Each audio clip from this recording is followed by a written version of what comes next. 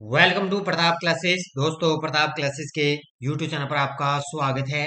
आज है 30 अक्टूबर 2024 और 30 अक्टूबर 2024 के जितने भी इंडिया और वर्ल्ड के जो करंट अफेयर्स के क्वेश्चन बनते हैं, आज उनका अपने डिस्कशन करेंगे।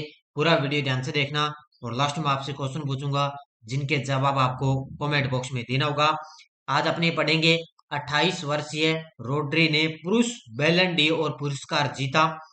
एसीसी पुरुष टी20 इमर्जिंग टीम एशिया कप 2024 किसने जीता। और एसबीआई 2024 के लिए भारत का सर्वश्रेष्ठ बैंक नामित किया गया। इनकी आज हम चर्चा करेंगे। अब से अपनी जो ये क्लास है, इनका टाइम रहेगा सुबह 7:30 पर यही क्लास आपको मिलेगी, यानी कि 7:30 बजे आपको डेली अपनी क्लास का टाइम रहेगा। तो सभी साथी एक बार सेशन को लाइक शेयर करेंगे। सभी साथियों को गुड मॉर्निंग। सभी साथियों को दीपावली की बहुत बहुत शुभकामनाएं।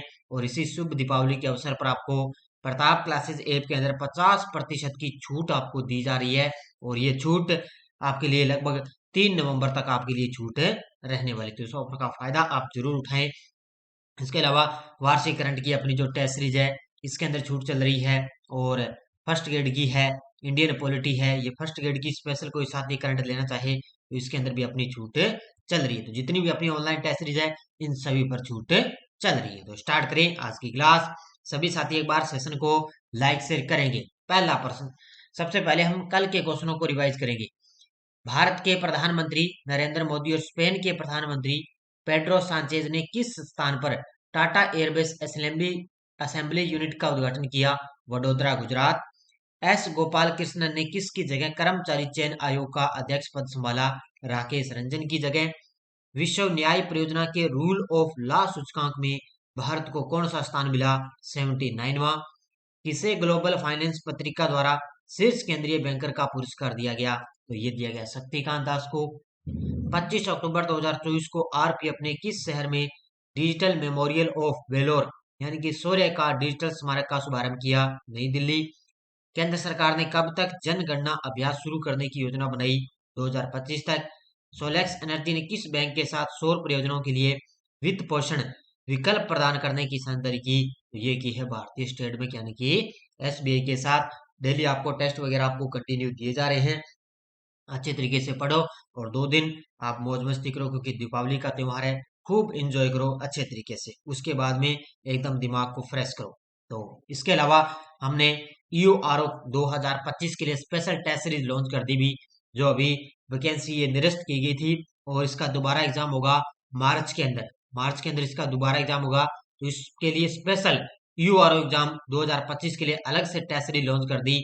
राष्ट्रीय, अंतर्राष्ट्रीय और राजस्थान तीनों का करंट आपको मिलेगा। मंथली टेस्ट विद पीडीएफ भी आपको फ्री मिलेगी। तो डाउनलोड करें प्रताप क्लासेस का ऐप, वहां पर ये टेस्ट सीरीज आप ले सकते हो। इसकी अलग से क्लासें भी मिलेगी। अभी तो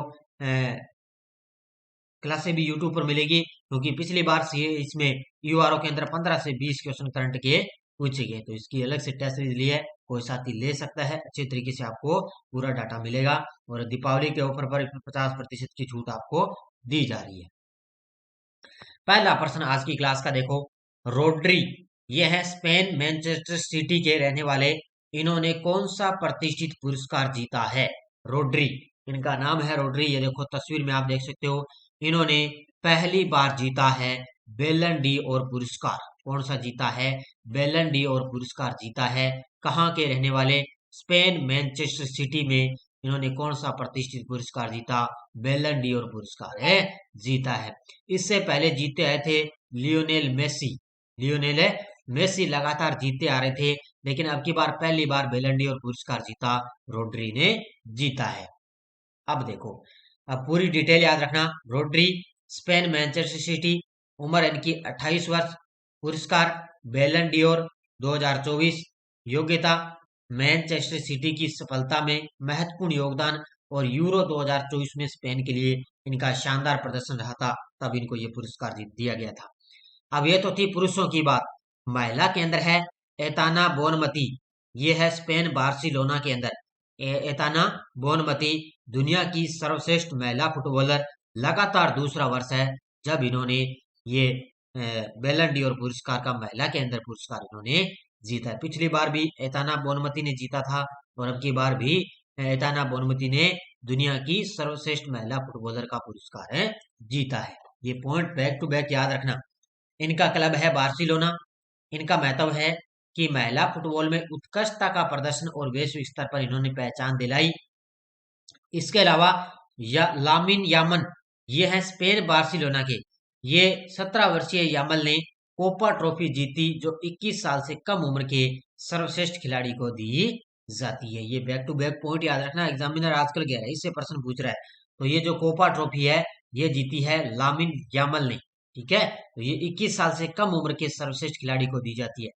इसके अलावा वर्ष का सर्वश्रेष्ठ पुरुष क्लब का अवार्ड मिला है रियल मैड्रिड को, और वर्ष का सर्वश्रेष्ठ महिला क्लब का मिला है एफसी बार्सिलोना को मिला है। ये भी पॉइंट आपको याद रखनी है। अफगानिस्तान ए पुरुष क्रिकेट टीम ने किस टीम को हराकर 2024 का छठा एसीसी पुरुष T20 emerging team Asia cup जीता है? अफगानिस्तान ने जीता है छठा एसीसी पुरुष T20 emerging Asia cup. Final के अंदर किसको हराकर? फाइनल के अंदर हराया है श्रीलंका ए को हराकर। किसको हराकर है? भारत तो पहले इससे बाहर हो चुकी थी, लेकिन श्रीलंका को हराकर अफगानिस्तान ने छठी बार एसीसी पुरुष T20 emerging team Asia cup जीता है। देखो, विजेता टीम अफगानिस्तान ए पुरुष क्रिकेट टीम ने श्रीलंकाई ए टीम को 7 विकेट से हराकर 2024 का छठा एसीसी पुरुष T20 इमर्जिंग एशिया कप जीता। फाइनल मैच कहां पर हुआ? यह 27 अक्टूबर 2024 को अल महरात ओमान में खेला गया था। याद रखना कहां पर खेला गया? ओमान के अंदर। इसका प्रारूप यह है कि यह पहला अवसर था जब एसीसी पुरुष emerging team Asia cup T20 प्रारूप में आयोजित की गई थी। प्रारूप में और प्रतिभागी खिलाड़ी इस टूर्नामेंट में भारत, श्रीलंका, बांग्लादेश, पाकिस्तान और अफगानिस्तान के नियमित टेस्ट खिलाड़ियों ने इसके अंदर भाग लिया। मैन ऑफ द मैच कौन रहे? अफगानिस्तान के अल्लाह मोहम्मद गजनफर ने 14 रन देकर 2 विकेट लेने के लिए मैन ऑफ द मैच का पुरस्कार जीता था। किसने? और इसके अलावा प्लेयर ऑफ द टूर्नामेंट है, ये रहे थे अफगानिस्तान के सैदिकुल्लाह अटल। ये रहे थे प्लेयर ऑफ द टूर्नामेंट। ये थोड़ा थोड़ा आपको ध्यान में रखना है। 2024 का आयुर्वेद दिवस 29 अक्टूबर को बनाते हैं, ये किस विषय पर केंद्रित था? अब सीएटी के अंदर 2 लगभग क्वेश्चन आए थे दिवस से संबंधित। अब आपको आगे से मैं पूरी डिटेल करवाऊंगा उसी दिवस की अच्छे तरीके से। तो 2024 का आयुर्वेद दिवस 29 अक्टूबर को बनाते हैं, ये किस विषय पर आधारित था? ये था वैश्विक स्वास्थ्य के लिए आयुर्वेदिक नवाचार। किस विषय पर है? वैश्विक स्वास्थ्य के लिए आयुर्वेदिक नवाचार पर आधारित था ये।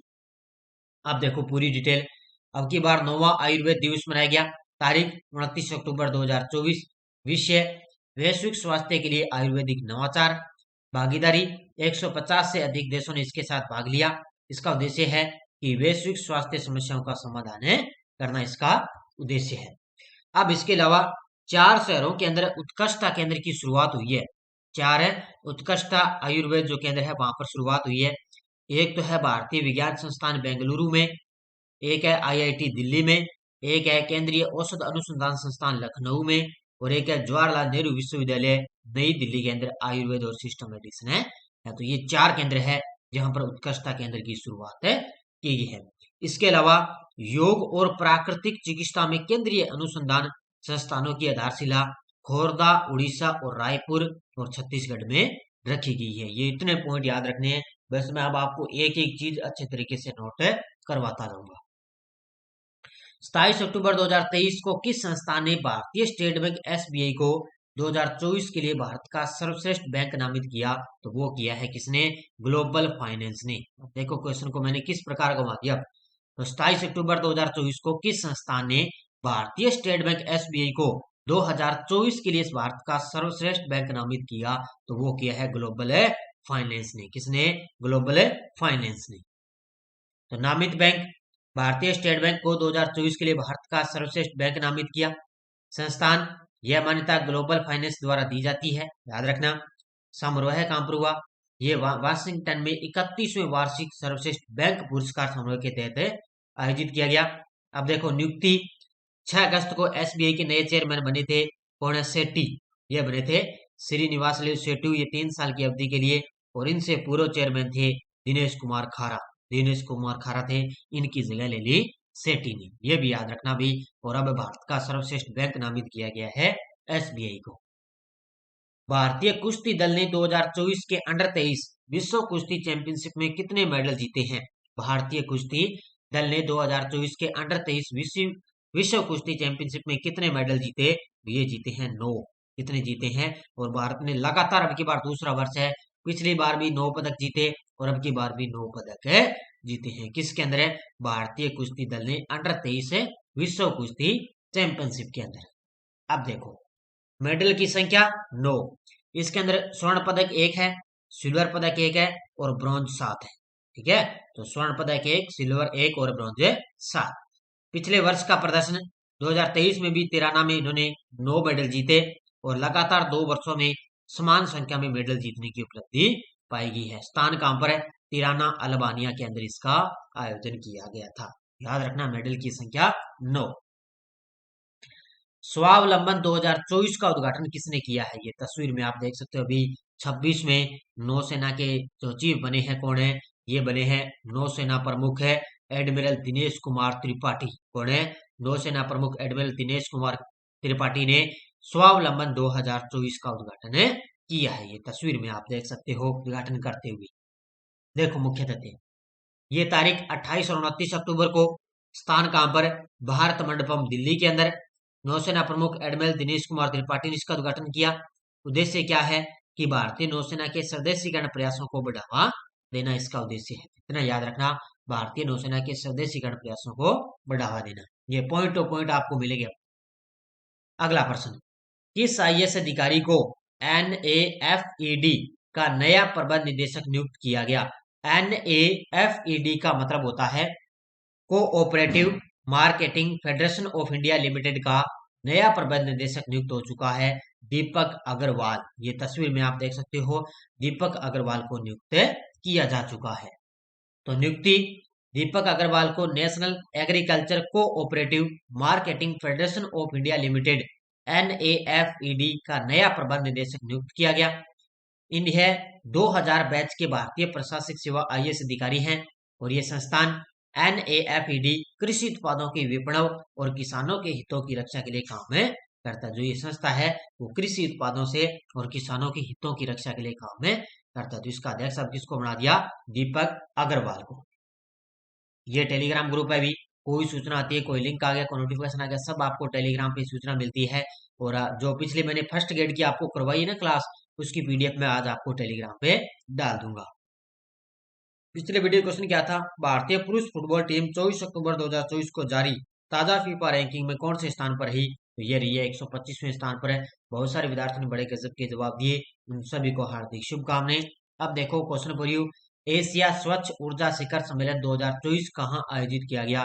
Brazil, Malaysia, Singapore, America. इसका जवाब आपको कमेंट बॉक्स में देना है।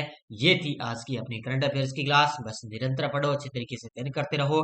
बाकी ये नानक क्लासेस की पशु परिचर की जो पुस्तक है वो बाजार के अंदर उपलब्ध है। और वैसे आप बाजार के अंदर उपलब्ध लगा सकते हो, ऑनलाइन भी मंगवा सकते हो, लेकिन अब डाक की 2 से 3 दिन अब छुट्टी रहेगी क्योंकि दीपावली के अवसर पर। ठीक है, तो ये थी आज की क्लास। बाकी पशु परिचर की टेस्ट सीरीज चल रही है, ये आप ले सकते हो। इसके अलावा RPSC first grade second grade के प्रीवियस क्वेश्चन पेपर की PDF अपलोड है। जो RPSC ने जितने भी एग्जाम करवाए हैं उनकी पेपरों की PDF अपलोड है, ये भी आप ले सकते हो अच्छे तरीके से। ठीक है, तो सभी साथी वीडियो को ज्यादा लाइक शेयर करते रहना और ऑफर का फायदा आप उठाएं। धन्यवाद। जय हिंद, जय भारत।